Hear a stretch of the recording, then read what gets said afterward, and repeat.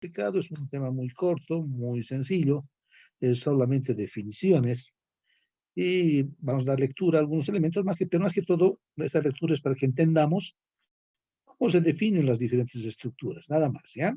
Veamos. Estructuras algebraicas, dice, en su forma más simple, una estructura algebraica es un elemento matemático, así se va a considerar, que se consiste en un conjunto no vacío y una relación definida como ley de composición interna.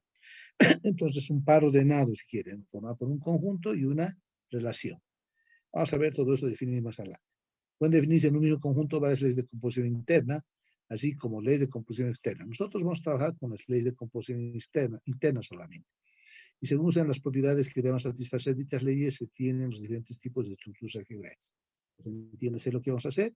Vamos a definir un par ordenado, que define por un conjunto y una ley de composición interna, y las propiedades que satisfagan van a llevar diferentes nombres de estructuras. Así es. Bien. Perdón. Veamos qué dice una ley de composición interna, ¿no? Una ley de composición interna se define en un conjunto no vacío, necesariamente, como toda función de A por A, es decir, se relaciona A por A, en producto cartesiano A por A. Entonces, estoy metiendo algunos compañeros más, ya. Entonces, una ley de composición interna es una operación que asigna a cada par de elementos de A un único elemento de A. Esto es, a cada objeto del producto cartesiano por A le corresponde un único elemento, en símbolos. Miren, esta es una ley de composición asterisco, o sea, en todos los textos van a utilizar este tipo de operación. ¿Qué es asterisco? Es una operación, ¿no? Puede ser la suma, el producto, cualquier operación. En general va a ser una relación, ya sabemos con la relación, o puede ser una función, porque sabemos que las funciones también son relaciones, ¿no? Entonces decimos, esta operación es una ley de composición interna en A, si solo si esa operación asterisco está definida de A al cuadrado como dominio hacia A como dominio de imágenes, ¿ya? Es decir, si el conjunto A pertenece al conjunto A, perdón, si el elemento A pertenece al conjunto A y el elemento B también pertenece al conjunto A, entonces si yo opero ambos bajo esa condición, el resultado me va a pertenecer también a A. Eso es lo que quiere decir. ¿Qué es la composición interna? Que dos elementos operados en un conjunto nos define un elemento del mismo conjunto. Eso es interno. Sería externa si dos elementos de un mismo conjunto define elemento de otro conjunto, eso sería externo, ¿no? Interna es eso. Pues decimos, la unicidad de A asterisco B está dada por la definición de función. Ya hemos visto la unicidad, ¿se acuerdan? La definición de función, hemos dado la unicidad como determinación. Eso quiere decir que la imagen tiene que ser única ya. Entonces, la imagen de A por B del par AB es la compuesta de A con B. Es la compuesta porque está definida con una operación o una función, como vamos a ver más adelante.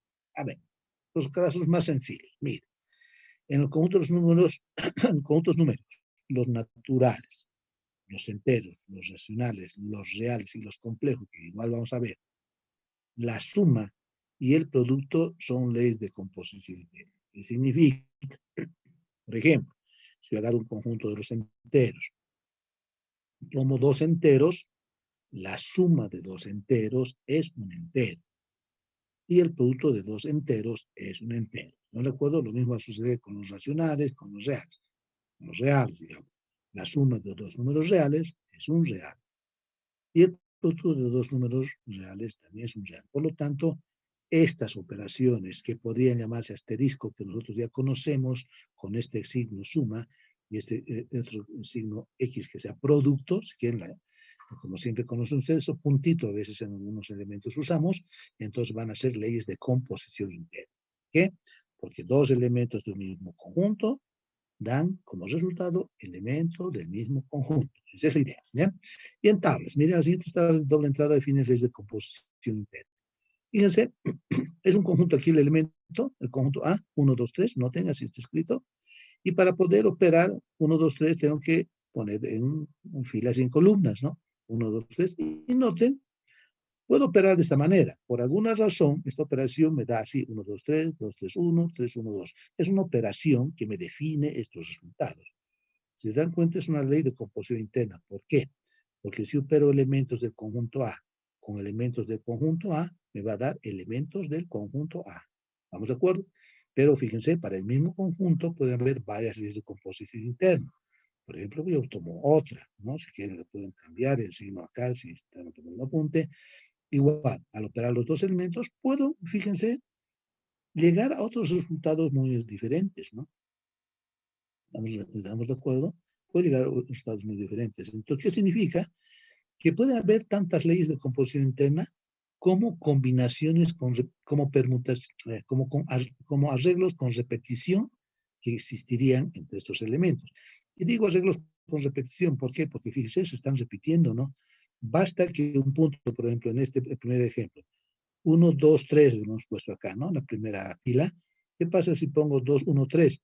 He cambiado 1, 2 con 2, 1, ya es otra ley de composición interna. ¿De acuerdo? Apenas cambia un valor cualquiera y además puedo repetir, como en este caso, entonces va a ser un arreglo con repetición de los n elementos. Esa es la cantidad de leyes de composición interna que existen en un determinado conjunto. ¿Por qué puedo repetir, no? Lógicamente, lo mismo se puede preparar, digamos, con variables, ¿no? De alguna manera, o constantes, como quieran llamarle. O no llamemos así, le llamemos con otros signos, ¿estamos de acuerdo? Si yo tengo un conjunto de elementos ABC, yo voy a operar y del resultado me tiene que dar los elementos del mismo conjunto que estamos definiendo, ya sea de una manera o de otra. Entonces, igual se puede presentar muchas leyes de composición interna. Ahí mi ingeniero está llamando siempre asterisco, sí, porque yo defino asterisco, es una operación que la voy a definir o está definida de esta manera, lo que está dando el resultado. Esa es la operación, ¿verdad? Lógicamente, cuando hablamos de dos operaciones más adelante, vamos a hablar de asterisco, círculo, círculo cruz, estrella, sol, no sé, algunas otras definiciones, otras leyes que podríamos, otros signos tal vez, ¿no? Que nos puedan definir leyes, esa es la idea. Esta es una nomenclatura solamente, ¿ya? Entonces eso quiero que se entienda. No por ser asterisco es difícil de entender, eso no quiero hacer notar. La ley de composición interna dice que dos elementos operados en el mismo conjunto nos tiene que dar elementos de ese conjunto. Así va a ser, ¿ya? Bien, ¿qué propiedades puede existir de una ley de composición interna? Una ley, bien, sea asterisco, una ley de composición interna en A, está definido de esta manera, ¿sí? De A en 2 hacia A. ¿Estamos de acuerdo? ¿Por qué es A en 2? Pues estoy operando dos elementos de A, eso es para ordenado, ¿no? Y aquí el resultado nos da un valor de A, un elemento simple. A ver, muy rápidamente las propiedades que siempre vamos a analizar, les decía que aquí vamos a ver y que hemos avanzado en todos los sistemas de conjuntos. Por eso un ejemplo aquí arriba estoy hablando de estos conjuntos que hemos dado propiedades, ¿no? Le hemos dado propiedades. Pues ¿qué propiedad es la asociatividad, no? Decir que la operación asterisco es asociativa si solo sí se satisface la operación, aquí está claro, ¿no? Fíjense, asterisco B, paréntesis, asterisco C es igual a asterisco, paréntesis B asterisco C. Bueno, estoy haciendo la asociatividad. Está claro, jóvenes, que todo este paper que estamos revisando se los voy a mandar. Por lo tanto, la lectura la estoy haciendo rápida para que entiendan ustedes y ustedes van a poder verificar. Entonces, ¿qué quiero decir? Que se satisfacen algunas propiedades. Por ejemplo, bueno, estas propiedades, no diremos algunas, estas propiedades. La asociatividad, la conmutatividad. ¿Estamos de acuerdo? Aquí está, conmutativo. La existencia de un elemento neutro. Hemos dicho que es el elemento neutro aquel que lo deja invariante, ¿no? Es decir, existe un elemento E que pertenece al conjunto A. Noten la definición, tiene que pertenecer al mismo conjunto. Porque si no pertenecería al mismo conjunto, ya no es ley de composición interna. ¿Estamos de acuerdo? Entonces, tiene que pertenecer al mismo conjunto. Es neutro respecto de asterisco, dice respecto de esa ley, sí, solo sí. Yo opero por ambos lados, igual a y me lo deja invariante. ¿Estamos de acuerdo? No, a ver. Está entendido que, por ejemplo, en números enteros y en la suma, estoy hablando de un conjunto y una ley de composición interna, ese es el Pablo de Nedo, en el números enteros y la suma, el neutro es el cero. Y cuando yo hago, por ejemplo, 5 más 0, sé que lo deja invariar hasta el 5, ¿estamos de acuerdo? Se dan cuenta anteriormente, cuando yo decía 5 más 0, no les decía es igual a 0 más 5, porque siempre es igual a 5, ¿estamos de acuerdo? Pero acá es necesario probar en ambos lados. ¿Estamos de acuerdo? Porque esta es una propiedad que puede ser una función, puede ser una relación, no es como la suma, el producto, digamos que conocen ustedes. Eso es fácil de ver. Puede ser una operación. Por lo tanto, hay que verificar tanto a la izquierda y a la derecha, que ese elemento lo deje invariante. Si no sucede eso, no existe el elemento neutro. Eso es importante, ¿ya? Lo propio del elemento inverso, ¿no? El elemento inverso sabemos cuál es el inverso. De los enteros son los opuestos. Del 3 es el menos 3, ¿estamos de acuerdo? Si yo sumo 5 más 3 y le pongo por su inverso, va a ser 5 más menos 3, digamos. Esa va a ser la idea. Bien. Lo mismo dice, existe un elemento inverso que pertenece también a A. Tiene que pertenecer porque si no, no satisface la ley de composición interna respecto del asterisco. Tal que, fíjense, repito lo mismo aquí, operado a ambos lados, así estoy diciendo, operado a ambos lados, es igual el neutro. Es decir, si yo opero un elemento con su inverso, me va a dar el neutro. Me explico. Los enteros. Para el número 7, ¿cuál es su inverso? El menos 7. Entonces, si yo sumo, va a ser 7 más menos 7, nos da 0. ¿Qué es 0? El neutro. Ese es el concepto. Por eso está acá. Entonces, se dan cuenta que solo puede existir inversos si existen neutros. Si no existen neutros, no pueden existir inversos. Esa va a ser la idea. Pero si existe neutro, puede o no puede existir inverso. Puede en un caso o no puede, depende. Pero es necesaria la existencia de neutros porque no podría utilizar esa ecuación y volarla acá. Entonces son los elementos esenciales, ¿no? La regularidad de elementos respecto a una ley interna. ¿Qué es la regularidad? Es lo que ustedes llaman, yo simplifico a la izquierda, simplifico a la derecha. Eso es lo que se llama. Eso se llama regularidad. Entonces, A es un elemento que pertenece al conjunto A, es regular respecto a asterisco si lo es a la izquierda y lo es a la derecha. ¿Qué significa? Fíjense, A asterisco B, si es igual a asterisco C, entonces quiere decir que puedo, fíjense, simplificar A, ¿no? Y me queda B, C. Eso se llama regularidad respecto a la izquierda. Regularidad respecto a la derecha sería B por A igual a C por A, igual puedo simplificar el A, que me va a quedar BC. En otras palabras, las operaciones con leyes de composición interna es lo que ustedes conocen muy bien como la simplificación de términos. Y eso funciona. ¿Qué más tenemos? La distributividad, ¿no? La distributividad de una ley de composición interna respecto a otra. Cuando hemos hablado de distributividad, jóvenes, en los anteriores conjuntos, por ejemplo, en números enteros, números naturales, ¿qué es lo que hacíamos? Distribuimos el producto respecto a la suma, porque eso es lo que nosotros sabemos. Ese producto es una ley de composición interna y esa suma es otra ley de composición interna que hemos definido.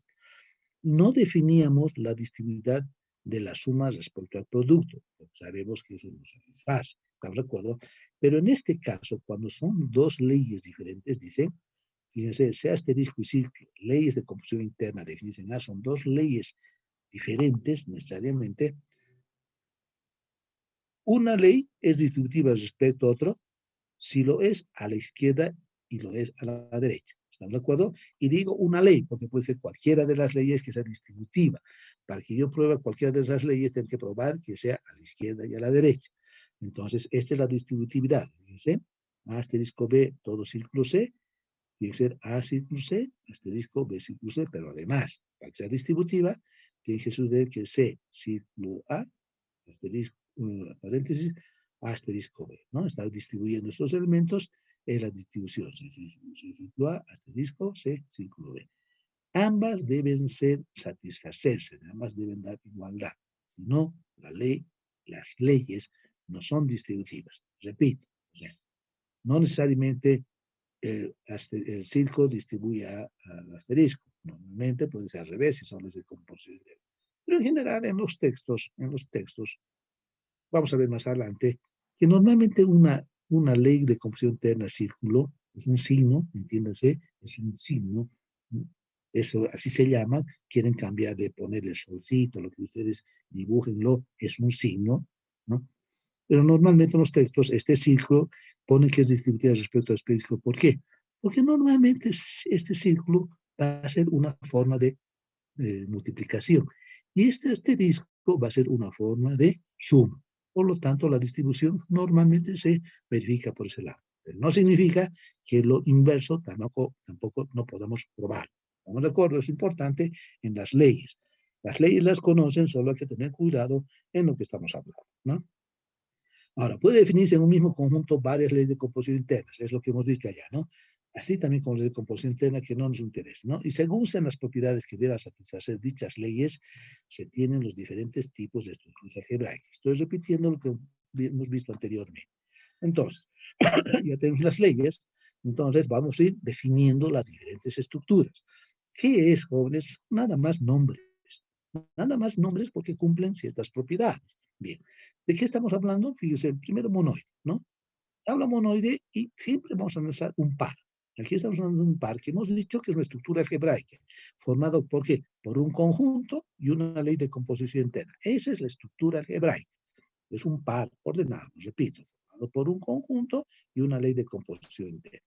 Donde el conjunto debe ser de diferente vacío y la ley de composición interna en general es una función. ¿Estamos de acuerdo? Digo una función porque f de dos elementos puede ser a más b, ¿no? ¿Estamos de acuerdo? Eso es una función en la suma. En general es una función. Entonces, ¿cuándo es monoide? Es monoide, bien claro, cuando el conjunto es diferente vacío y la ley satisface que sea ley de composición interna. Nada más. ¿Estamos de acuerdo? Eso es todo. Nada más. ¿Qué quiere decir? Que si yo opero dos elementos, pero y le he puesto conjunto M por monoide, ¿no? Y eso en todos los textos está, pero no es que puedan llamar ustedes otros nombres, se pueden llamar Z, R, M, lo que ustedes quieran, es un conjunto. Le puse en este ejemplo como por monoide, nada más, ¿no? En esta definición. Entonces, decir que satisface la ley de composición interna, que significa que dos elementos del conjunto M, cualquiera que sea, el conjunto, al operar nos tiene que dar un conjunto del elemento M. Eso es todo. Ese es monoide, no es más. ¿Se entiende? Eso quiero que se entienda. Luego hemos puesto semigrupo. Y le puse S por semigrupo, pero si quieren puede ser A en todo lado para que ustedes no se confundan, pero quiero que me entiendan lo que estoy tratando de explicar, ¿no? En realidad es un conjunto definido. Yo le doy el nombre. Entonces decimos, semigrupo, el par, nuevamente, ¿no? Siempre va a hablar del par. Conjunto y ley de composición interna, ¿no? Donde el conjunto es diferente vacío y asterisco es una función. Lo mismo. Para que sea semigrupo, ¿qué debe suceder? Primero, que el conjunto sea diferente vacío, igual que el anterior caso. Y que la ley de composición interna que satisfaga, perdón, la asterisco que satisfaga la operación, satisfaga seis leyes de composición interna y asociatividad. Entonces, ¿qué es un semigrupo? Un semigrupo es un monoide asociativo. ¿Por qué? Porque el monoide satisface también la composición interna. Pero no se le llama monoide asociativo, se le llama semigrupo, ¿no? Aquí está, es decir, un semigrupo es un monoide asociativo. Pero no se le llama así, normal, ¿no? A ver, fíjense, vamos a partir de esto, y esto quiero que se entienda porque a partir de esta definición de semigrupo se van a formar las diferentes estructuras. A ver, semigrupo, muy claro, repito, ley de composición interna y asociatividad. Muy bien. Si a estas operaciones, ley de composición interna y asociatividad, yo le adiciono la ley conmutativa, entonces ustedes me dirán, lógicamente, ese es un monoide asociativo conmutativo. O me dirán, es un semigrupo conmutativo. ¿No recuerdo? Entonces, semigrupo conmutativo es ese. Noten, dice el par, el mismo par si quieren, que va a satisfacer el asterisco. O sea, sabemos siempre el conjunto de frente vacío y asterisco que satisfaga. Ley de composición interna, monoide.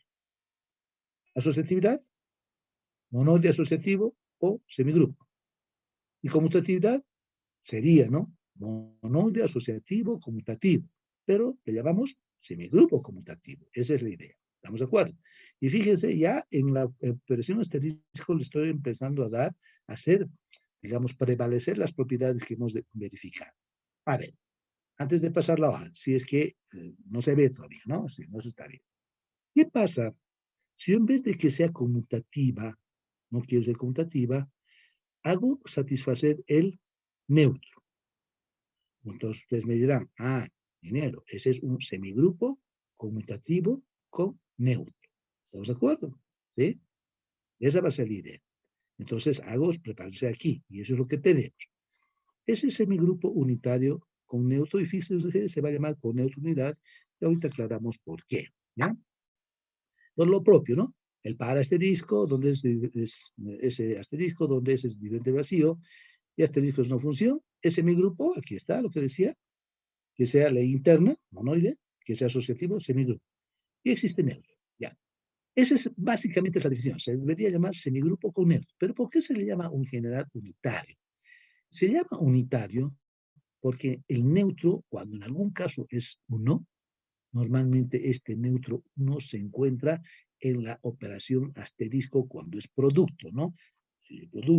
Si la operación asterisco es producto, el neutro de un producto es 1. Por eso normalmente las estructuras con producto se van a llamar semigrupos unitarios. Si no, se van a llamar, si no fuera 1, se va a llamar semigrupo con neutro. Entonces, esto es lo que él llama, ¿no? Semigrupo con neutro, si fuera neutro en general.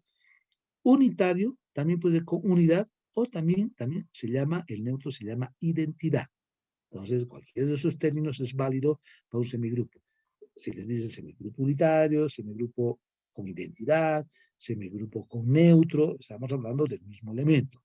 Pero si yo digo semigrupo unitario, o semigrupo con unidad, o semigrupo con identidad, les estoy diciendo, jóvenes, el neutro es 1. Eso les estoy diciendo.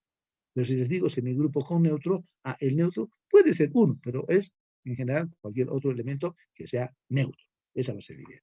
Entonces, por eso le llamamos aquí. Mire, en ese caso el neutro será 1 y el neutro se llama identidad. Si es diferente de 1, entonces debe ser semigrupo con neutro. Es lo que acabamos de explicar. ¿Estamos de acuerdo, no? Ahora fíjense, si esta estructura no se le llama así, pero vamos a poder aclarar, ¿no? Si esta estructura, semigrupo al semigrupo, no le pongo la conmutatividad, le quito la conmutatividad, ¿no? Y le pongo el neutro, a ese neutro. Fíjense, en este anterior no existe la conmutatividad, solo el neutro. Si a este neutro, como hemos dicho anteriormente, cuando hay neutro es posible que haya inversos. Si a este neutro yo le adiciono los inversos, a esta estructura, el grupo con neutro si quieren, yo le adiciono los inversos, sería, ¿cómo sería? ¿No? Monoide asociativo, o lo mismo decir, semigrupo. Semigrupo con neutro y con inversos, si es que le adiciono los inversos acá. Noten, tengo que primero decir con neutro y con inversos. ¿Por qué? No puedo decir solamente con inversos. ¿Por qué? Los inversos no pueden existir si el neutro no existe. Por lo tanto, es necesario que para yo definar los inversos, debo decir que existe neutro. Eso tiene que estar acá. Entonces, repito, una estructura que satisface la ley interna, satisface la asociatividad, hasta ahí un semigrupo, tiene neutros y tiene inversos, esa estructura se llama grupo. Así se llama. Cambia su nombre, nada más. Entonces, todo así no satisface las propiedades. Entonces, el par le puedo G por grupo, ¿no? Lo mismo, donde G asterisco es una función, es grupo si solo G, si solo sí, G es diferente vacío, el conjunto diferente vacío, y la operación satisface. Aquí está, miren. Ley interna, asociatividad, neutro e inverso. A eso se llama grupo. ¿Estamos de acuerdo? A eso se llama grupo. Pero ahora me dirá, ingeniero, ¿pero qué pasa si esta estructura le pongo que también sea conmutativa? Si es conmutativa, entonces eso se va a llamar grupo abeliano. Si a esta propiedad de grupo yo le aumento que sea conmutativo, como estudié anteriormente, va a ser grupo abeliano.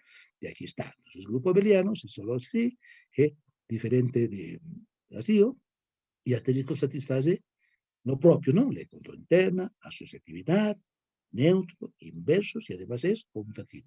Eso se llama grupo abeliano. ¿De acuerdo? Entonces, estas son las estructuras primarias que están formados por pares ordenados. Enseguida vamos a ver qué pasa con ternas. Esto es con pares ordenados. ¿Qué son los pares ordenados? ¿Qué pares, si quieren? Par formado por un conjunto y una ley de composición interna, ¿no? Esa va a ser la idea. Lógicamente, de esta estructura, el más grande de ellos es el grupo abeliano.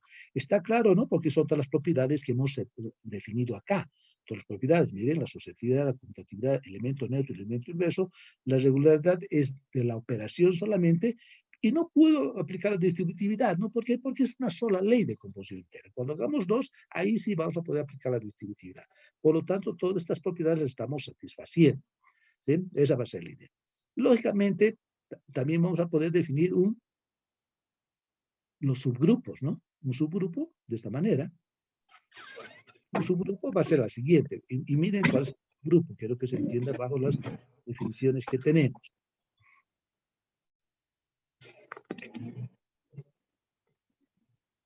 Una luz que está con el Edwin Flores, creo que está tu micrófono encendido, por favor. Estás con un ruido. ¿Qué define el subgrupo? Buenas tardes, Globy, buenas tardes. Buenas tardes. Estás con tu Edwin. Edwin. Listo, lo callaremos. No hace caso. Bueno, aquí estamos. Continuando entonces, ¿no? Miren, ¿cuándo va a ser un subgrupo? Un subgrupo va subgrupo solamente. Del grupo, el subgrupo. Si satisface conmutatividad, de acuerdo, ¿no? Pero normalmente nos interesa del grupo el subgrupo. Es decir, si un conjunto H es un conjunto de G, miren, de este conjunto G, y sabemos que G asterisco es grupo, no necesariamente grupo abeliano, solo grupo, vamos a decir que H es subgrupo si solo si el conjunto con la operación de por sí es grupo. O sea, si ese subconjunto satisface las condiciones de grupo. Estamos de acuerdo, jóvenes, para que un subgrupo satisfaga las condiciones de grupo, en este conjunto tiene que estar por lo menos el neutro, porque si no hay neutro, no va a ser grupo. Y como el neutro es único, entiéndase, ¿no? Es único, por ejemplo, en los números enteros, en los números naturales, en la suma, el neutro es el cero, y es único para todos los elementos. Esa es la idea, eso se llama único. Entonces, es importante que se defina que para que esto, el conjunto H, que es un subconjunto de G, sea grupo, tiene que por lo menos estar su neutro. No va a poder ser grupo, ¿no? ¿Cuáles son las condiciones suficientes para determinar? Primero, que el conjunto sea diferente de base. Segundo, que sea subconjunto de G. Y esta tercera condición, que es importante, dice si dos elementos cualesquiera pertenecen a H, entonces el primero compuesto con el inverso del segundo debe pertenecer a H. Fíjense esta relación, dice aquí está, ¿verdad? A pertenece a H y B pertenece a H. Si esto yo hago satisfacer, A operado con B inverso, que pertenezca a H, va a ser, la estructura va a ser grupo. ¿Por qué? Porque si yo quiero operar A, un número, con un inverso, ¿qué significa? Significa que para operar este inverso ha existido el neutro. Pues no, este inverso no puede existir. Entonces, ¿qué es lo que estamos haciendo? Lo que estamos haciendo es operar, aquí en esta operación estamos definiendo la existencia del neutro y la existencia de inverso, ¿no? Y en dos elementos, los elementos siempre van a ser asociativos. Y al poner esta definición a asterisco, un elemento, miren cómo ve el L, un elemento, asterisco, otro elemento que pertenezca a H, entonces eso se llama ley de composición interna. Por eso, sin necesidad de satisfacer la conmutatividad, estamos satisfaciendo las cuatro propiedades de R. Entonces, solamente de esa manera se va a poder definir un subgrupo. ¿Estamos de acuerdo? Bajo esta condición. Ustedes lo van a ver. A ver, vayamos haciendo una clasificación de las diferentes estructuras, como hemos visto anteriormente. Ya hemos visto anteriormente estos elementos y vamos a seguir analizando. Por ejemplo, ¿qué pasa? El par naturales con la suma. Primero, el natural con la suma, yo digo que es un semigrupo conmutativo, ¿no? Semigrupo conmutativo. Entonces, a ver, ¿por qué semigrupo conmutativo? Porque si yo sumo dos elementos naturales, ¿verdad? Un natural, hasta ahí es un monoide, ¿sí? Los naturales son asociativos, ¿sí? Semigrupo. La pregunta, ¿existe el neutro? El neutro de la suma sería cero. No existe. O si existiera, sería semigrupo conmutativo con neutro. Eso es. Entonces, solamente esto es un semigrupo conmutativo. Pero, ¿qué pasa si es el producto? En el producto sí existe el neutro, ¿no? ¿Cuál es el neutro? El 1. Aquí en la suma era 0, que no pertenece a los naturales. En cambio, el 1 pertenece a los naturales. Por lo tanto, este va a ser un semigrupo unitario. ¿Es conmutativo? Sí, porque el producto es conmutativo. ¿Estamos de acuerdo? ¿No? Semigrupo unitario, semigrupo con identidad, o si quiere llamarle semigrupo con neutro 1. Esa va a ser la idea. ¿Ya? ¿Qué pasa si voy subiendo los conjuntos? Miren, ahora voy a tomar los enteros, porque ahora los enteros ya está el cero, ¿no? Como elemento, entonces va a tener neutro, entonces los elementos con la suma. El neutro de los enteros es cero, entonces es un semigrupo con neutro.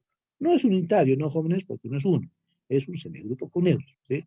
¿Tiene inversos? Sí, tiene inversos. ¿Cuáles son? Los opuestos.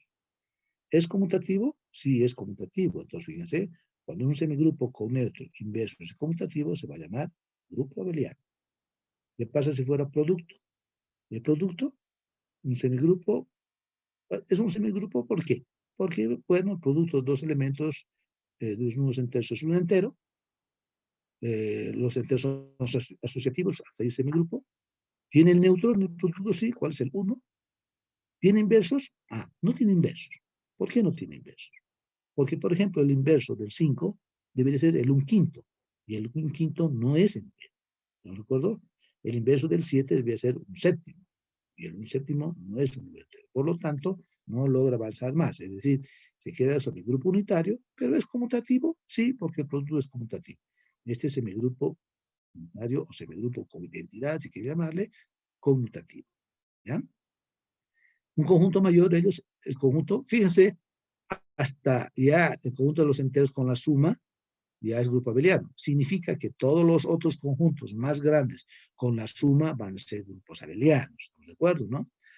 Los racionales, aquí con los enteros con el producto, todavía no era el grupo. ¿Qué pasa si solucionamos el problema de los inversos? ¿Dónde? En los racionales. ¿Sí? Por ejemplo, ahora sí, el inverso del 7 es el 1/7. ¿Existe? Sí existe. El inverso del 5 es 1/5. ¿Existe? Sí existe.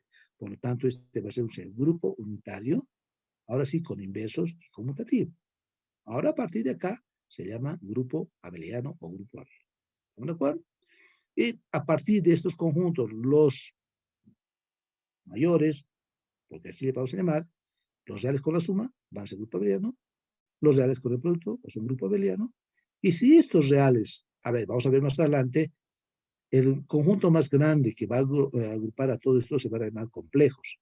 Si los reales con la suma y los reales con el producto ya es un grupo abeliano, entonces vamos a llegar más adelante que los complejos con la suma y los complejos con el producto van a ser también grupos abelianos, porque aquí ya un conjunto más chico, si quiere entre comillas, es un grupo abeliano, ¿no? Bien, esa es la manera de clasificar, darnos cuenta de las propiedades. Pero cuando hacemos analíticamente debe solucionarse de esta manera.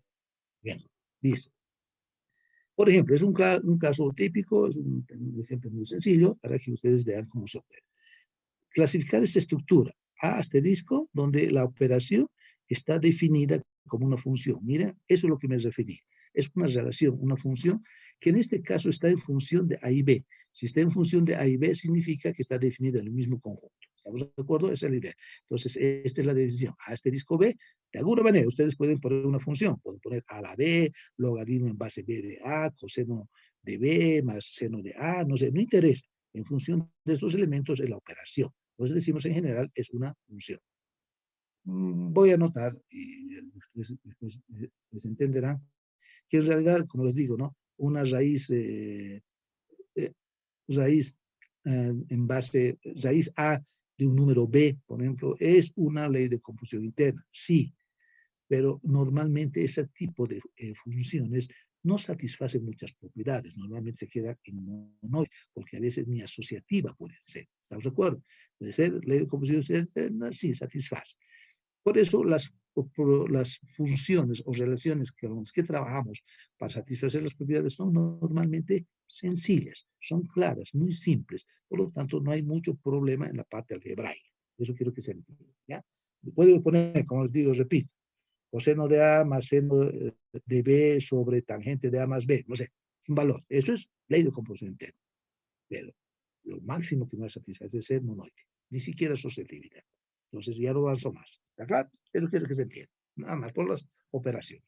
Entonces decimos, primero, puede cumplir la ley de composición interna, si lo coloco, y a eso, que le hemos llamado ley de composición interna, le vamos a llamar si es de clausura, que significa que si opero dos elementos en de un mismo conjunto y está definido en el mismo conjunto, por lo tanto va a ser clausura o cierre. Esa va a ser ella. Entonces, y esta se satisface por definición. ¿Está claro, no?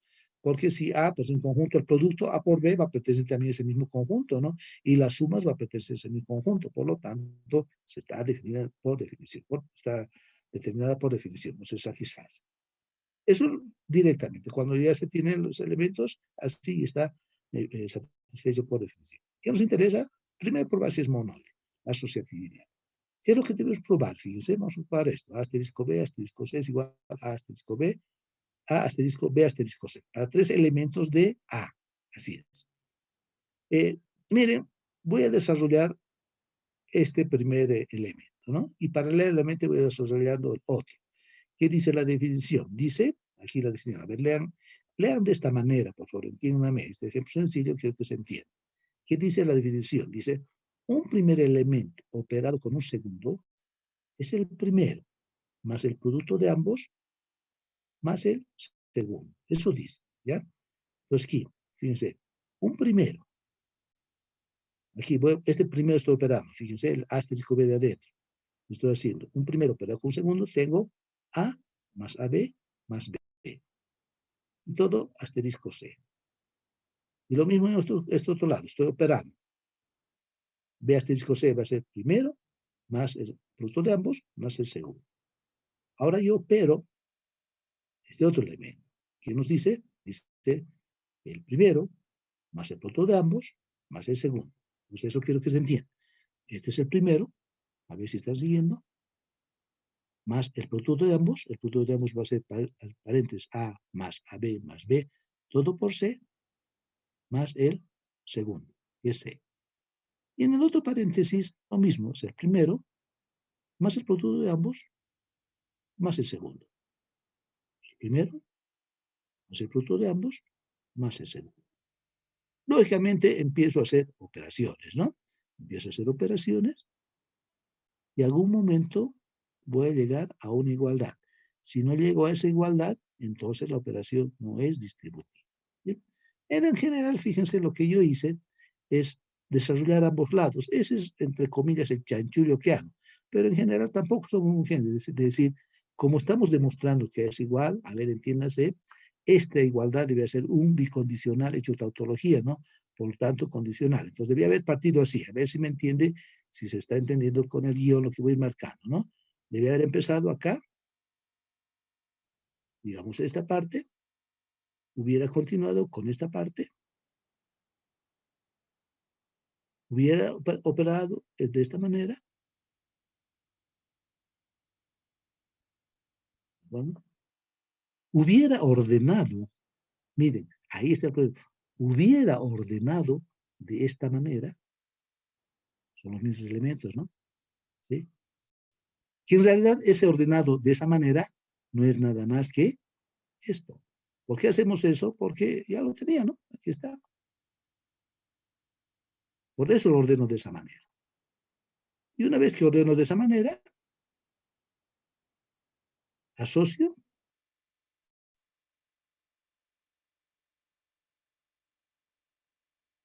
asocio, que en realidad no es nada más que copiar lo que ya había hecho anteriormente,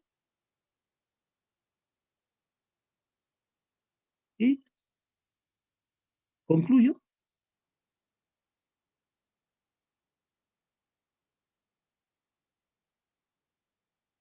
con la división anterior que había hecho.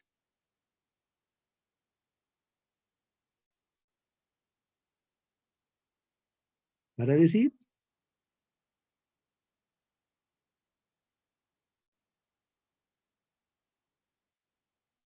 hemos demostrado. Verdecitos son, ¿no? Lo estoy dando. Vamos a ir con calma y tajones para que ustedes se ubiquen de eso. ¿Ya? A ver. Entonces, fíjense, lo que he hecho aquí es mi chanchullo, ¿no? He desarrollado ambos lados. Pero en general debía haber hecho lo siguiente. Partir con este primer celestito que estoy marcando acá. Repito. Ya está todo pintado.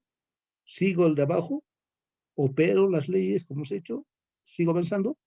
Como ya mi chanchullo me dice, tienes que ordenar de esta manera, ordeno de esa manera. Cuando ordeno de esta manera, empiezo a copiar hacia arriba. y llego al resultado. Esa es la manera de hacer, ¿no? Lógicamente, las dos son válidas, ¿no? Lo lógico es hacer el celeste solamente. Y el otro, el verdecito, es mi chanchullo que me ha permitido hacer. Porque a veces hay, el problema está en este, ¿no? Yo de cómo sé que puedo ordenar exactamente de esta manera. ¿Cómo voy a ordenar? O sea, ¿qué capo soy para darme cuenta que ordeno? En este es sencillo, pero en otros ejemplos tal vez no es muy sencillo. ¿Estamos de acuerdo? Pues es necesario desarrollar el otro lado. ¿Ya, jóvenes? Es la idea. Por lo tanto, esta ley, este ejemplo es asociativo. Entonces dice que es un monoide. ¿Estamos de acuerdo? Asociativo. El monoide asociativo se va a llamar semigrupo. Y aquí empiezo a buscar los otros elementos. Primero busco neutro. Si el neutro existe, entonces va a ser con neutro. Y si no existe, entonces paro ahí. ¿Estamos de acuerdo? Ya no puedo buscar nada más. Lo único que puedo poder decir que sea conmutativo o no. Nada más. ¿Estamos de acuerdo? Eso estamos haciendo. Entonces el neutro, fíjense, ahora sí yo quiero que quede claro. Por ambos lados, A operado con S igual a operado con A es igual a A. ¿Estamos de acuerdo? Entonces el primer caso a hacer, ¿no? ¿Qué pasa si A se ha operado con A? Estoy poniendo que el neutro está a la derecha en este caso. Para ustedes, ¿no? En el pizarrón también. Entonces tenemos el primero operado más el producto del primero con el segundo más el segundo. Esa es la definición de la ley. Es igual a A. Entonces yo puedo aquí factorizar, ¿no? Factorizo el E, que me queda A más 1 igual. Es cancelable, ¿no? Hemos dicho A con A es cancelable, no se me va a dar 0, o si quiero al otro lado lo pasamos a esta, pues es la cancelación. Entonces tengo E más 1 es igual a 0. De donde el neutro es 0. Pero fíjense, para que el neutro sea 0, este A más 1 estoy pasando a dividir. No puedo pasar a dividir si es que no saco aquel elemento que hace que esa operación sea infinita o no esté determinada. Entonces, ¿qué es lo que vamos a tener? Vamos a tener que A sea diferente menos 1. Cuando A sea diferente menos 1, entonces recién el neutro es 0. Bien, si no, no. Hay que siempre restringir. ¿Qué es lo que estoy colocando acá? Como he hecho en funciones, estamos restringiendo el dominio. Ya no son todos los elementos de A. Hay un elemento que no satisface, ¿cuál es? El menos 1. Eso hay que considerar, ¿no? Y hacemos el otro caso. E operado con A. Ahora vamos a poner en el otro sentido que el neutro esté a la izquierda, ¿ya? Entonces lo propio, ¿no? El primero más el producto de ambos más el segundo, igual a A. Lo propio, aquí sí puedo simplificar, note, igual a 0, el A más 1, entonces tengo que restringir el menos 1, entonces el inverso es A, el mismo 0, pero para A diferente menos 1. Cuando ambos son iguales, recién yo puedo decir que el neutro es 0, que A igual menos 1. Entiéndase, joven, si ustedes hacen un ejercicio y a nuestra definición, por ejemplo, a este le cambian un signo solamente al B, en vez de poner más B, pone menos B, es muy posible que esto no les satisfaga. ¿Ya? Van a probar. Seguro con adelante también van a hacer. Entonces existe neutro. Este es un semigrupo con neutro. ¿Es unitario? No, es un semigrupo con neutro, nada más. ¿De acuerdo? Porque el neutro es 0. Así sencillamente. Entonces, ¿pueden o no pueden haber inversos? Buscamos si existen los inversos. Les decimos, ¿qué es lo que dice? ¿No? La operación, un número operado con su inverso, a ambos lados nos tiene que dar el neutro para cualquier elemento que pertenece a A. Entonces tenemos, el primer caso, hay que probar a ambos lados. A operado con inverso nos da A. ¿Qué significa? La operación nos dice, la definición, el primero más el producto de ambos más el segundo es igual a 0. Aquí despejo lo que me interesa, A menos 1, A más 1, ¿sí? Es igual a menos A, entonces aquí determino el inverso, que va a ser menos A sobre A más 1. Pero lógicamente el A también tiene que ser diferente de 1. Cuando haga el otro lado, en el otro sentido, vamos a la otra operación a la derecha, entonces voy a tener lo propio, ¿no? El primero más el producto de ambos, más el segundo, es igual al neutro. De la misma forma, hago los despejes necesarios y saco un inverso igual a menos A sobre A más 1 con cuanto A diferente de 1. Lógicamente, estos dos inversos son iguales. No es igual, entonces recién puedo decir que existe el inverso que va a ser menos A sobre A más 1 igual a A menos 1. ¿Estamos de acuerdo? Recién. Antes no. Repito, si hubiera supuesto ustedes tienen un signo negativo en nuestros lados, es muy posible que uno de estos no exista. ¿De acuerdo? Va a ser diferente. Bien, entonces, pues les decía, el inverso tiene que existir solamente si existe el neutro. ¿Por qué? Porque hemos igualado al neutro. A ver, entender lo siguiente, que el neutro es único para todo el conjunto. ¿Estamos de acuerdo? En la suma de los enteros, el neutro de 0 es único para todos. En cambio, los inversos Es único para cada elemento, pero existen tantos inversos como elementos tiene el conjunto. Quiero decir, fíjense, pues esto en función de A. Si yo quiero trabajar el inverso del 3, por ejemplo, mire, voy con el 3 inverso. ¿Cuál sería en esta operación? Sería el menos 3 sobre 4, el menos 3 cuartos. Entonces, el inverso de 3 en esta definición va a ser el menos 3 cuartos. El valor, ponga el inverso de 7 si quiere, ¿no? El inverso de 7 va a ser igual menos 7 octavos. Y así podemos definir algunos otros elementos para todos los conjuntos, pero no puedo definir para el menos 1. El inverso del menos 1, no puedo, porque ese no existe. Por lo tanto, no está existiendo en el conjunto del menos 1. ¿No? ¿Y qué más decimos? Ya, fíjense, hasta aquí yo decido que la estructura es un grupo. Y voy a definir si es conmutativa. Y la operación conmutativa es la más sencilla de demostrar, ¿no? Fíjense, igual voy a hacer ambos lados, aunque ya les he explicado, se hace por un lado, se iguala y se vuelve al otro, listo, así sencillamente, ¿no? Entonces, fíjense, es lo que hacemos. A más B es igual B más, aquí estamos asociando, ¿no? Fíjense, aquí asociamos. Todo este elemento voy asociando A con B, el A lo paso a este lado, el B lo voy a recorrer, asociamos, vamos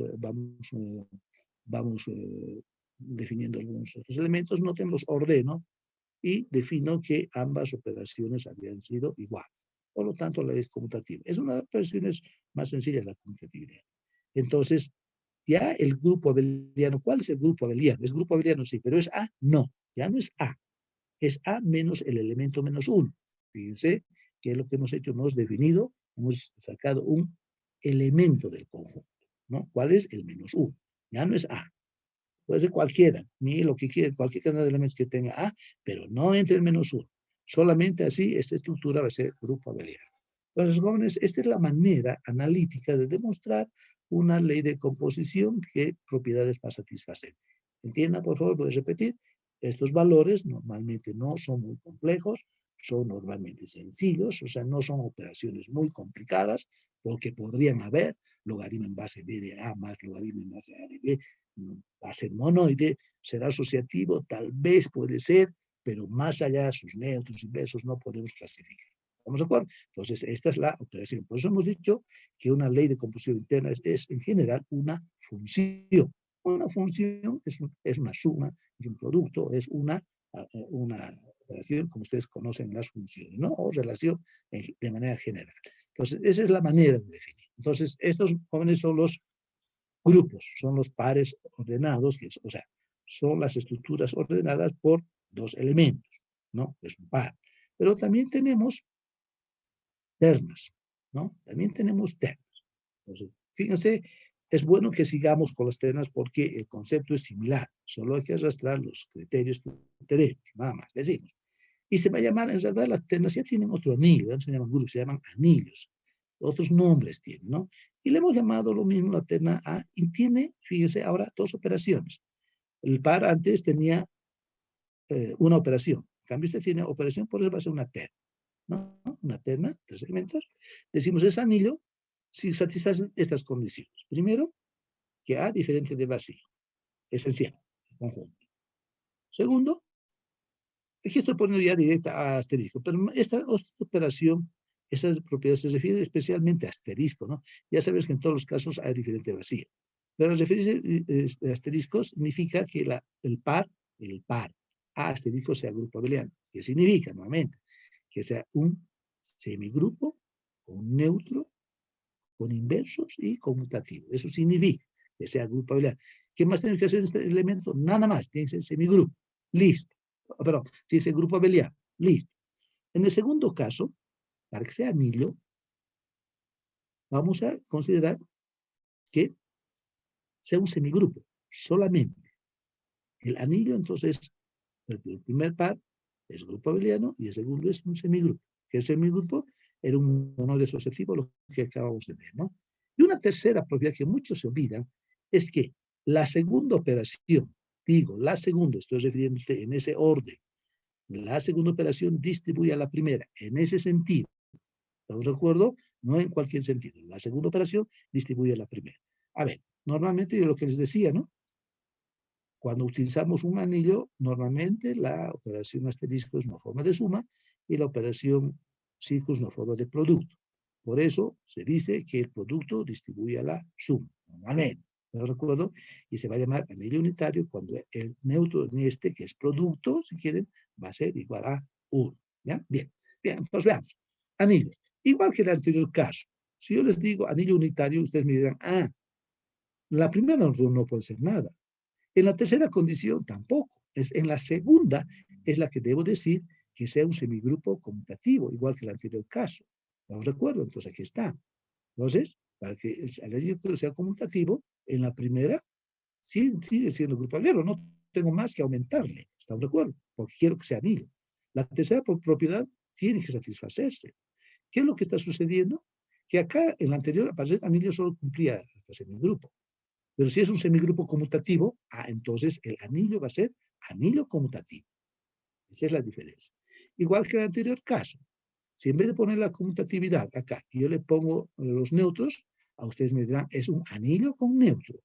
Si ese anillo es 1, entonces me dirán, ese es un anillo unitario. ¿Estamos de acuerdo? Y eso es lo que define aquí. Miren, lo pregunta aquí. Lo propio, con la primera operación es grupo abeliano y la tercera satisface. En la segunda es un semigrupo con neutro. Eso es anillo con neutro. Pero si el neutro sea 1, que normalmente es la segunda forma de operación, el producto, cuando es un neutro, es 1, entonces el neutro se va a llamar unidad y entonces el anillo va a ser anillo unitario. ¿Están de acuerdo? Y si es diferente de 1, entonces se va a llamar solamente anillo con neutro. Eso quiero que se entienda. Aquí es unitario solamente cuando el neutro es 1. Y si no, en general, va a ser anillo con neutro. Igual que el anterior caso. ¿Sí? Ahora, fíjense, hay un elemento más que voy a definirles acá. Se llama anillos sin divisores de cero o con divisores de cero, ¿no? Claro, decimos. Una estructura de 3 elementos, conjunto, asterisco, ciclo, carece de divisores de cero. Es decir, no tiene divisores de cero. No tiene, ¿no? Si solo sí sean cualquier elementos que son diferentes de cero y sean diferentes de cero, entonces su operación sea igual a cero, sea diferente de cero. ¿Qué quiere decir? Que si los números del conjunto son diferentes de cero, la operación que las regula tiene que ser diferente de cero. Eso significa que no carece de divisores de cero. Y al revés, cuando tiene, vamos a decir que tiene divisores de cero, si los elementos al ser iguales a diferentes de cero, nos da que la operación, la segunda operación, fíjense, no hablo en la primera, en la segunda operación, esto va a ser igual a cero. En otras palabras, ¿qué quiere decir? Es una operación que si son dos conjuntos, y esta fue la operación, digamos, producto, dos conjuntos diferentes de cero, multiplicados nos dé cero. Entonces, cuando sucede eso, no, perdón, decimos que tiene divisores de cero. ¿Qué nos interesa en nuestro caso? Aquel anillo sin divisor de cero. ¿Qué va a ser el anillo sin divisor de cero? Aquel que satisface ley de interna, la susceptibilidad, y que no tenga divisores de cero. Ese es el anillo sin divisores de cero, ¿no? Pues aquí estamos notando. Dice, así, el anillo sin divisores de cero es, fíjense, el primero, grupo abeliano, el segundo va a ser la tercera operación, perdón, asterisco distribuye ciclo distribuye asterisco, y en la segunda condición decir, es un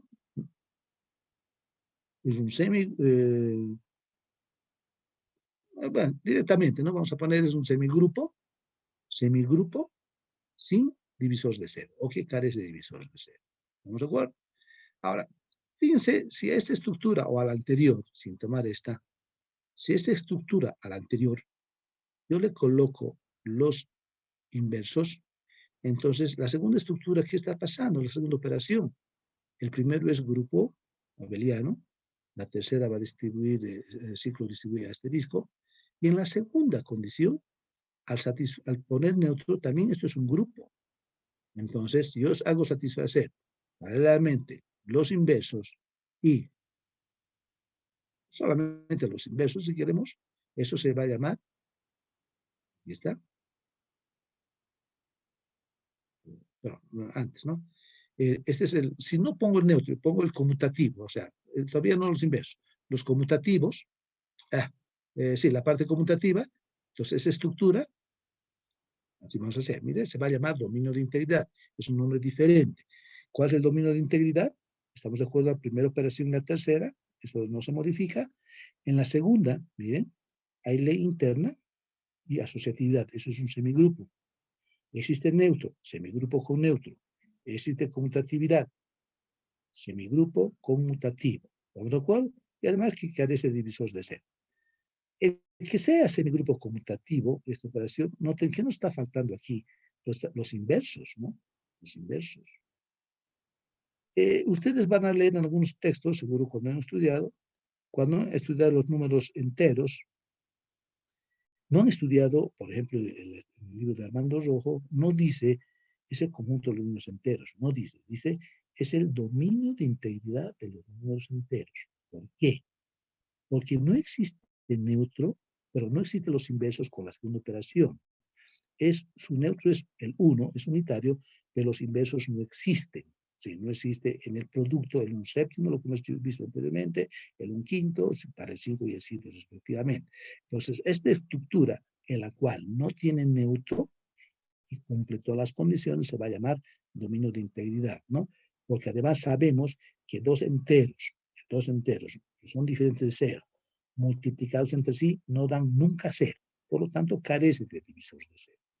Yo les he mostrado anteriormente cuando estamos haciendo los, ¿qué hemos hecho?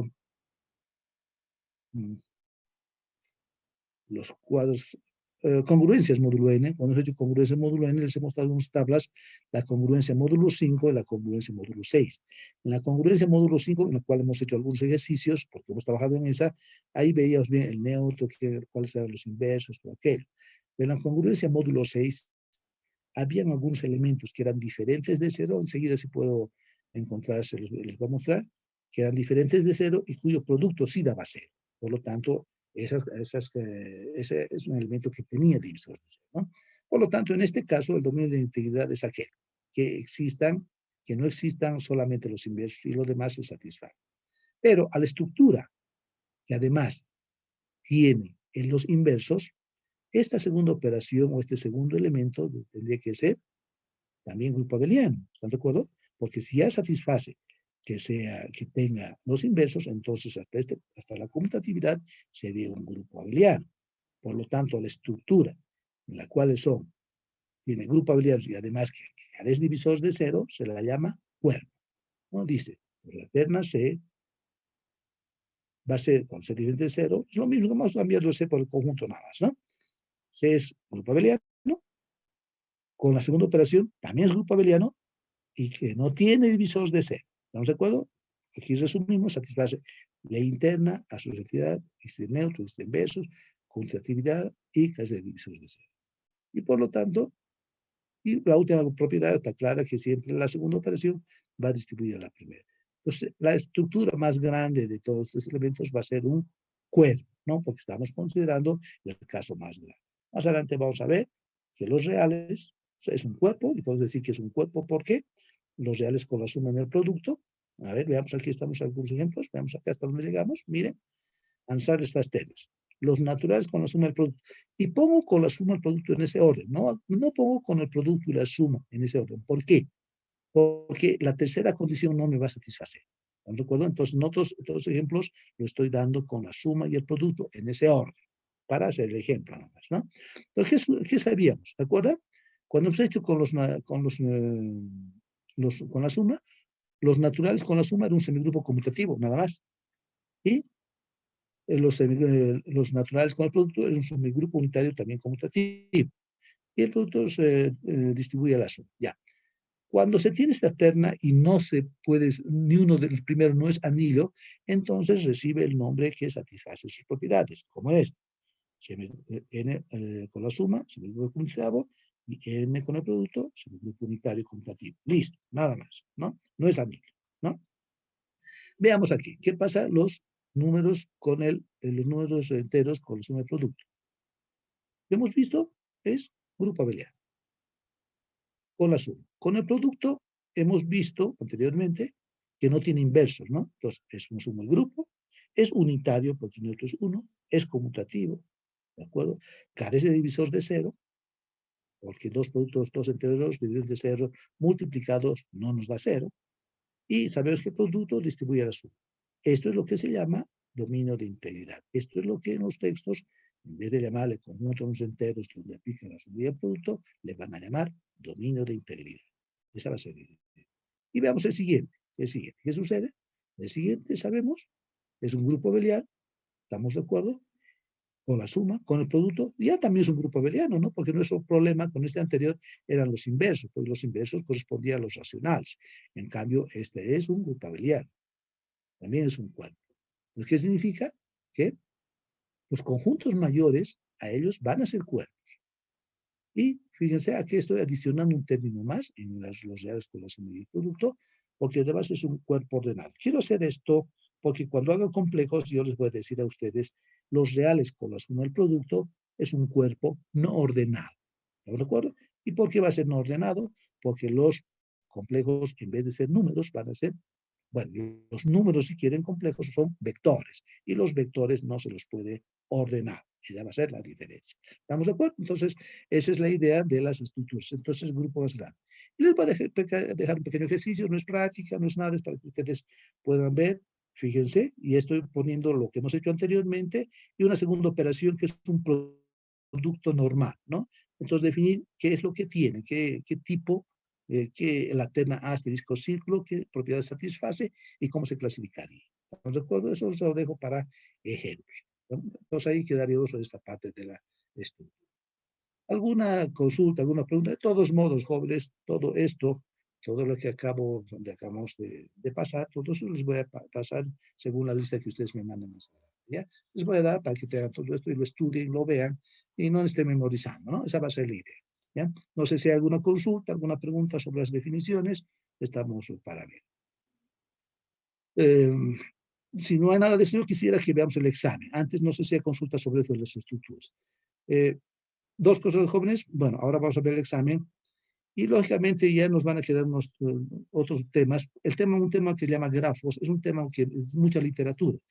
Entonces vamos a tratar de avanzar la próxima clase, pero es muy posible que la próxima semana y la siguiente, eso por favor van a estar atentos, yo les envíe la invitación a la clase también el lunes.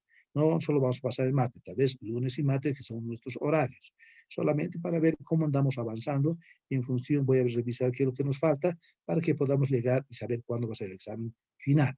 Igual nos va a venir muy rápido el examen final y no vamos a poder avanzar. ¿Ya? ¿De acuerdo, jóvenes? Entonces este tema, lógicamente, va a entrar al examen final. En muchos paralelos, creo, no sé, algunos docentes han decidido colocar este tema en el segundo parcial.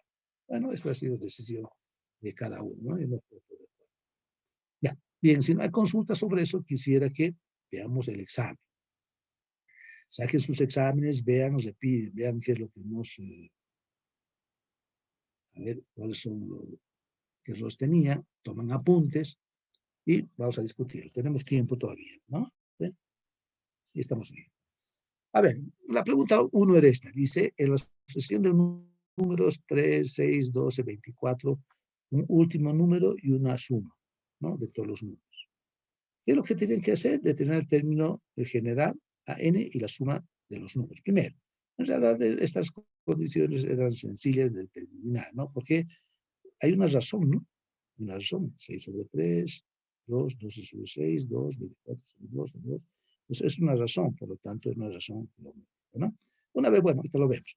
Y después, para el inciso B, demostrar la validez de la expresión por inducción matemática. Todo lo que decimos, ¿no? Entonces tenemos, sin razón constante, estamos aquí, mira, n sobre 3, 2 sobre 6, 24 sobre 12, a n sobre n menos 1, la razón era 2, ¿sí? Entonces hay una progresión geométrica, ¿no? Y el último término, ¿cuánto es? Es lógicamente, el último término es el primero por esa razón a la elevada a la menos 1, ¿no? Porque va a haber n menos 1 elementos que nos van a dar la razón y por lo tanto el último término o el término general sería 3 por 2 a la menos 1. Y la suma es fácil, ¿no? Definimos el último elemento multiplicados por la razón y lo restamos al primero. Y eso dividimos entre la cantidad de elementos que define la razón menos 1, porque es lo que estamos planteando en las divisiones.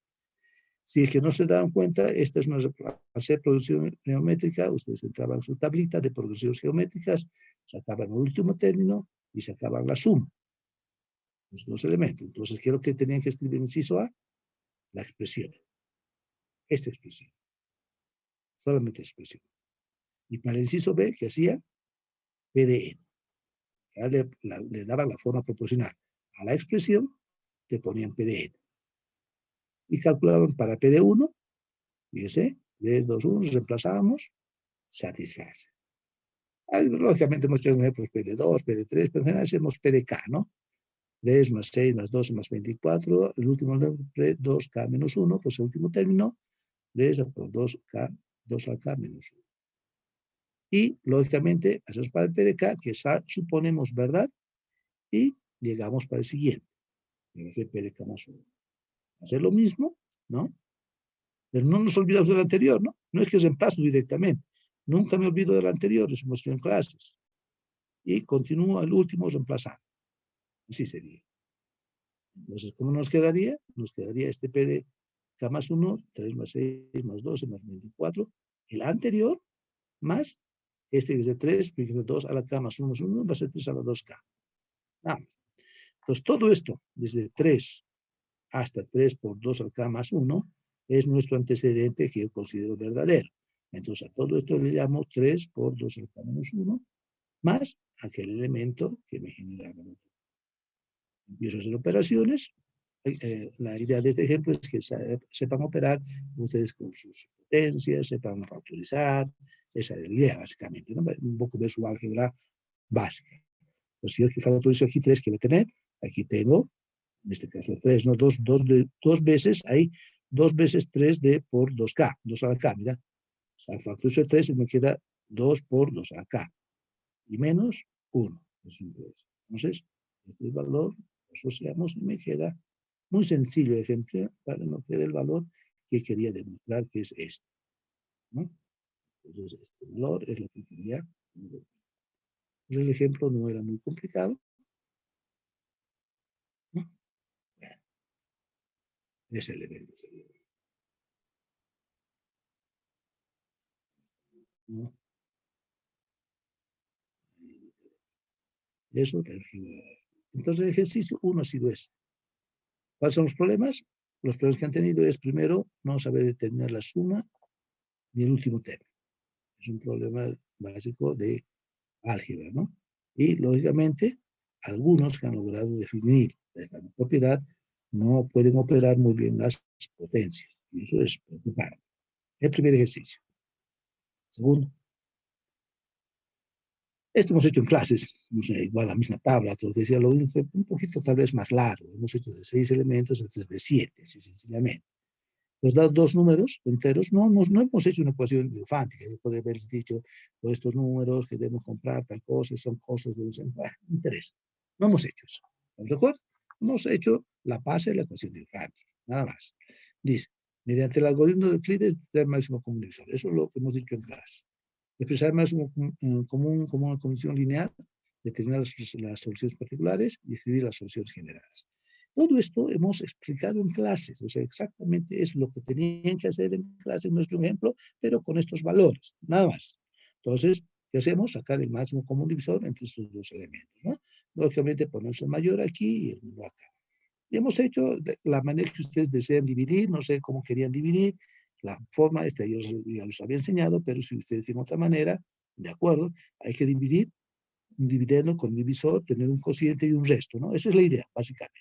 Entonces, así muy rápidamente. 3.171 entre 616, tengo como cociente 5 y un resto 91. Este lo paso acá, 616 entre 91, con cociente 6, un resto 70. Este lo paso a este otro lado, sigo haciendo la división, 91 sobre 70, a 1, queda el resto 21. Luego este 21, por algoritmo de Euclides, ¿no? Estamos haciendo 70 entre 21, es 3, me resta 0. Este 7 lo pongo, de este 7, perdón, este lo pongo acá. 21 entre 7, 3, nos resta 0. Por lo tanto, este último es el máximo común divisor. Y este máximo común divisor, ahí está, es visual, el máximo común divisor, ¿verdad? Expresar como combinación lineal. Vean, ¿qué había que hacer? Empezar de aquí hacia atrás, ¿no? 7, 21, 70, 91. Eso lo hemos hecho también en clases. Es decir, tienen que hacer esto, ¿no? Si A es igual a B por Q más R, entonces R es igual a A menos B por Q. Ese es el concepto del algoritmo de la división. Entonces empiezo, ¿no? De aquí, 7, ¿qué es? 7 es 70 menos 3 veces 21. ¿Pero qué es 21? 21 es 91 menos 1 veces 70. 21 menos 1 veces 70. Les he dicho que no multiplico, sino que así consideramos. Entonces ese 21 lo reemplazo acá. Me sale 7 es igual a 4 veces 70 menos 3 veces 91. ¿Estamos de acuerdo? Ahora, a ver, ¿cuál elemento vemos? El 70, ¿no? ¿Qué es el 70? 70 es 616 menos 6 veces 91. 616 menos 6 veces 91, los reemplazo. De 70, no los multiplico, solo veo 4 veces 616 menos 6 por 4, 24, y menos 3 sería menos 27 veces 91. ¿Estamos de acuerdo? Ahora voy al 91. 91 es igual a 3171 menos 5 veces 616. Plazo, 71. 4 por 616, 27 por reemplazo. 3171 menos 5 veces 616. No los multiplico, los agrupo. ¿Cuántas veces 616? Va a haber 25. Va a haber 5 por 27 veces. Eso si usted está en su calculadora. 5 por 27 veces sería 616. 5 por 27 es 135. 135 más 4, 616, sería 139 veces 616 y 27 veces 3171. ¿De acuerdo? Estamos de acuerdo si también ustedes operan, siempre les va a dar 7. Y que aquí lo he ordenado, lo he escrito de esta manera en función de los elementos que yo quería escribir, en función de 3071 y 616. Esa es la combinación lineal. Entonces vamos a tener rápidamente esto, ¿no? Escribo 7 igual 3071 por 27, 606 por 139. Esa es la combinación lineal. Entonces, si la he expresado como una combinación lineal de AX más BY, entonces de esta ecuación, la particular será X sub 0 igual a menos 27 y Y sub 0 igual a 139. Ese es el inciso B. Y el inciso C, generales. ¿Qué es lo que hacemos generales? ¿Se acuerdan de esta ecuación que hemos puesto? Podemos multiplicar ambos lados el factor que tenemos con el coeficiente de arriba. Entonces, fíjense, a este elemento, al que está con A, lo hago B sobre D por K, y al que está con B, le hago A sobre D por K. Estamos aumentando y restando el mismo término. Esa es la idea, ¿no? General. Y tengo que tener cuidado con los valores. Entonces, es lo que hacemos aquí. Miren, aquí, a este primer elemento, ¿qué le adicionar? 616 entre 7. Aquí está. 606 entre 7. Este elemento entre 7, que es el D. Eso le adicionar. Menos 27. Y en el otro caso, al 616 es 139 y restarle ahora, ¿cuál? El 3171 entre 7 por K. ¿Estamos de acuerdo? Hacen sus operaciones. X es igual a 8K menos 27 y es 139 menos 453K. Lógicamente aquí la ecuación diofántica, si hubiera existido una, hubiéramos dicho que esos valores sean mayores a 0, si quisieran, ¿no? O poner alguna otra condición. Hemos quedado ahí. Entonces este sería el valor, serían los números X generales, tanto X y Y generales, a partir de una misma ecuación. En este ejemplo, jóvenes, con otros valores, con otros números, hemos hecho en clase. Por lo tanto, no deberían poder hacer y todos deberían haber tenido bien en este. ¿Ya? La siguiente. Son un poco más largas, lo que decíamos, pero es también de más criterio. Dice, ¿de cuántas maneras diferentes podían sentarse en la noche de la última cena Jesucristo y sus apóstoles? ¿Cuántos años tardarían los arreglos si en cada minuto se sientan de 4 modos diferentes? Muy bien. Eso vamos a responder a medida que hacemos el ejercicio. Dice, considerar el caso de disposición alrededor de toda la mesa, eso sería permutación circular, ¿no, jóvenes?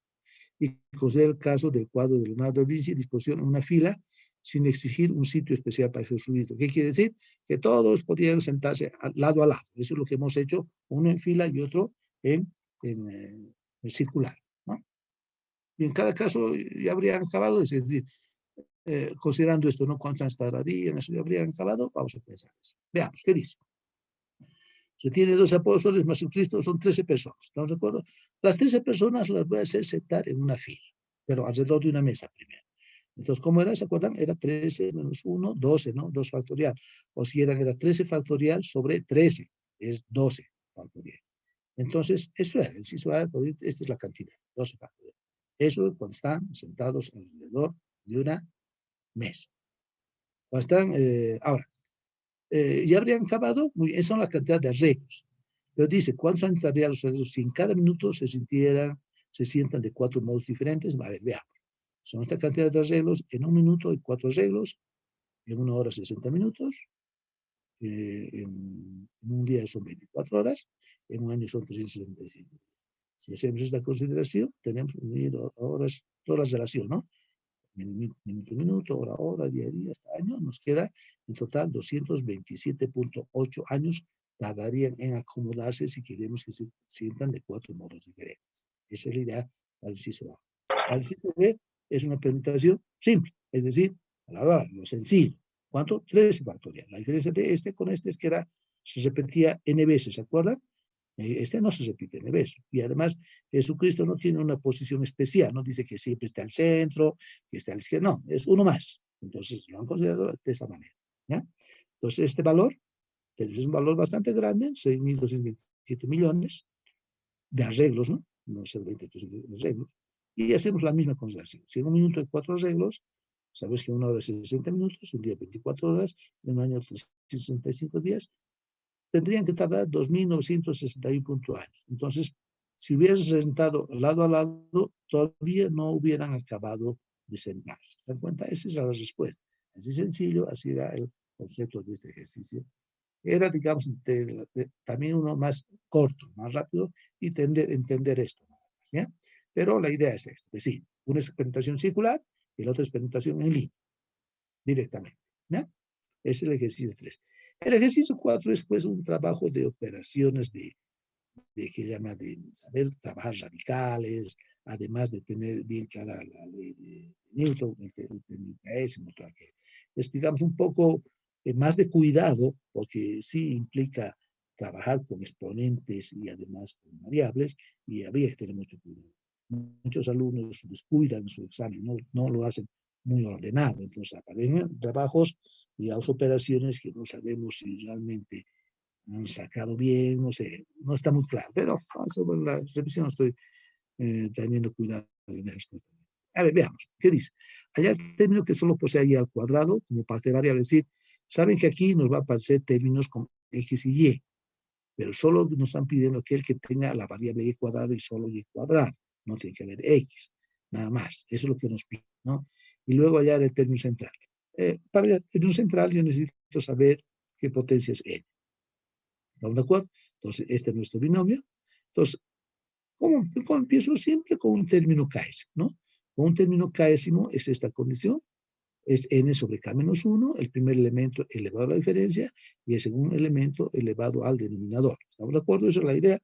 Lo que sí había que tener cuidado es en estas operaciones, ¿no?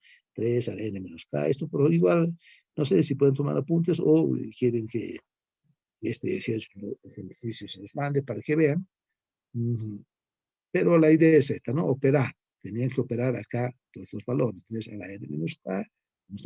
Fíjense, aquí estoy sacando los radicales, ¿no? No es lo mismo. Mira, 3 a la n menos k menos 1, ¿no? Porque raíz cuadrada es medio. Y lo mismo el 2, ¿no? A la n k menos 1, porque raíz cuadrada también es medio. Y aquí estoy reservando el signo. El menos 1, k menos 1 es el signo, ¿no? Porque va a depender del valor de k. Y lo propio acá, y esto es raíz cúbica, entonces va a ser y a la 2k menos 1 sobre 3, porque es raíz cúbica, y el denominador también 3 a la k menos 1 sobre 3, y el x lo propio, ¿no? X a la k menos 1 sobre 3. Se ha separado todos esos elementos. Se está haciendo de uno por uno para que no tengan... eso es ordenarlo un poco, joven, ¿no? Pero ustedes tal vez lo hacen más directo, algunos se dan cuenta de hacerlo más rápido. ¿Y qué es lo que hacemos? Lo que hemos hecho siempre en clases, ¿no? Separar los elementos que son números, miren, todo esto es número, y separar los elementos que nos da variable. Y hemos separado la variable X y hemos separado la variable Y. Y todo eso de aquí adelante es un número. ¿Por qué? Va a depender del valor de n y de k. ¿Estamos de acuerdo? Entonces, ¿qué es lo que tendríamos acá? Tendríamos esta ecuación de este tipo, ya ordenado, mejor operado. Fíjese, se saca mínimo común en el x y en y. Entonces tiene un cociente, un número, un x elevado a una potencia y un y elevado a otra potencia. ¿Y qué es lo que piden? Piden que tenga, que tenga y al cuadrado. Por lo tanto, significa que y al cuadrado y x a la 0. Entonces, igualamos estos valores, ¿no? Igualamos estos valores, los del denominador, igualamos el que es x, que es x, todo esto aquí arriba. Aquí está, miren, a la 0. Y lo que es y al cuadrado. X es 0 y lo que es y al cuadrado. O 2 si quieren. Y aquí resolvemos estos elementos. Nos da unas ecuaciones en función de n y de k. N y de k, fíjense, lo mismo. Y en función de estas dos ecuaciones, vamos a formar un sistema. Fíjense, resolver nos da una ecuación en función de n y k en ambas condiciones. Resuelvo un sistema y este sistema me va a dar dos valores. Es un sistema de dos ecuaciones con dos incógnitas. Donde las incógnitas son n y k. Ustedes k 7 y n igual 10. O n igual 10, entonces términos son 11, existe un término central. Y K7, entonces ya podemos reemplazar en esto, ¿no? Estos valores en términos séptimo, o vuelvan a calcularlo si quieren, ¿no? Entonces, aquí tenemos que el binomio resulta ser este, y el término séptimo buscado es reemplazar los valores o hacer lo mismo, hacen operaciones y sacan el término séptimo, que les va a dar 105 sobre 2 y algo.